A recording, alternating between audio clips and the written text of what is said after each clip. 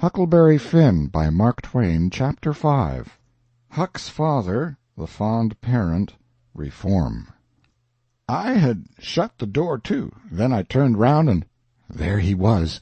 I used to be scared of him all the time, he tanned me so much. I reckoned I was scared now, too. But in a minute I see I was mistaken. That is, after the first jolt, as you may say, when my breath sort of hitched, he being so unexpected. But right away after I see I weren't scared of him worth bothering about. He was most 50, and he looked it. His hair was long and tangled and greasy and hung down, and you could see his eyes shining through like he was behind vines. It was all black, no gray. So was his long, mixed-up whiskers. There weren't no color in his face, where his face showed. It was white. Not like another man's white, but a white to make a body sick, a white to make a body's flesh crawl, a tree-toad white, a fish-belly white. As for his clothes, just rags, that was all. He had one ankle resting on t'other knee. The boot on that foot was busted, and two of his toes stuck through, and he worked them now and then. His hat was laying on the floor, an old black slouch with the top caved in, like a lid. I stood a-looking at him. He set there looking at me, with his chair tilted back a little. I set the candle down. I noticed the window was up, so he had clumb in by the shed. He kept a-looking me all over. By and by he says, "Starchy clothes, ver. You think you're a good deal of big bug, don't you?" "Maybe I am, maybe I ain't," I says. "Don't you give me none of your lip," says he. "You put on considerable many frills since I've been away. I'll take you down a peg before I get done with you. You're educated, too, they say. Can read and write. You think you're better'n your father now, don't you, because he can't? I'll take it out of you. Who told you you might meddle with such highfalutin foolishness, hey?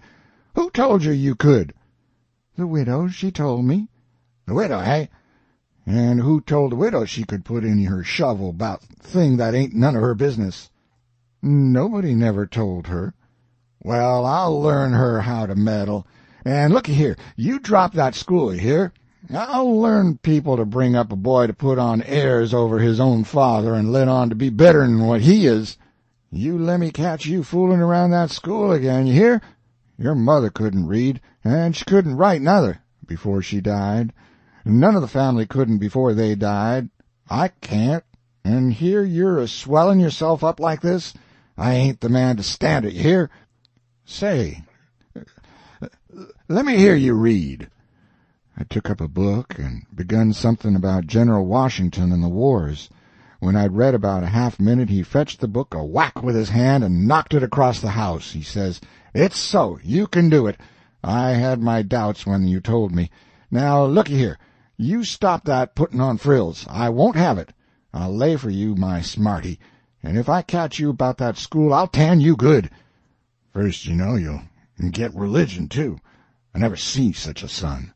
He took up a little blue and yaller picture of some cows and a boy, and says, "What's this?" "It's something they give me for learning my lessons good."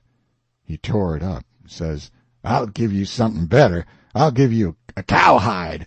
He set there a-mumbling and a-growling a minute, and then he says, "Ain't you a sweet-scented dandy, though? A bed, and bedclothes, and a looking-glass, and a piece of carpet on the floor, and your own father got to sleep with the hogs in the tan-yard. I never see such a son. I bet I'll take some of these frills out of you before I'm done with you.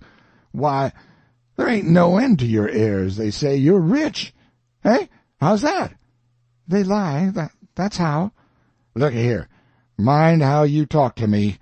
I'm a-standing about all I can stand now, so don't give me no sass. I've been in town 2 days, and I hain't heard nothing but about you being rich. I heard about it way down the river, too. That's why I come. You get me that money tomorrow. I want it." "I ain't got no money." "It's a lie. Judge Thatcher's got it. You get it. I want it." "I ain't got no money, I tell you. You ask Judge Thatcher. He'll tell you the same." "All right. I'll ask him. And I'll make him pungle, too. or I'll know the reason why. Say, how much you got in your pocket? I want it." "I ain't got only $1, and I want that to—" "It don't make no difference what you want it for. You just shell it out." He took it and bit it to see if it was good, and then he said he was going downtown to get some whiskey. Said he hadn't had a drink all day.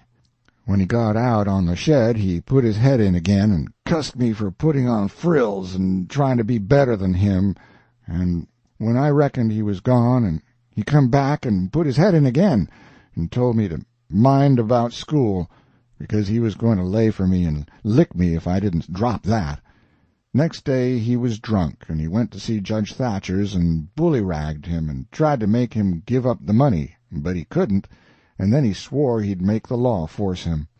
The judge and the widow went to law to get the court to take me away from him and let one of them be my guardian, but it was a new judge that had just come, and he didn't know the old man. So he said courts mustn't interfere and separate families if they could help it. Said he'd druther not take a child away from its father. So Judge Thatcher and the widow had to quit on the business. That pleased the old man till he couldn't rest. He said he'd cowhide me till I was black and blue if I didn't raise some money for him. I borrowed $3 from Judge Thatcher, and Pap took it and got drunk, and went a-blowing around and cussing and whooping and carrying on. And he kept it up all over town with a tin pan till most midnight. Then they jailed him, and next day they had him before court and jailed him again for a week. But he said he was satisfied, said he was boss of his son, and he'd make it warm for him. When he got out, the new judge said he was a-going to make a man of him.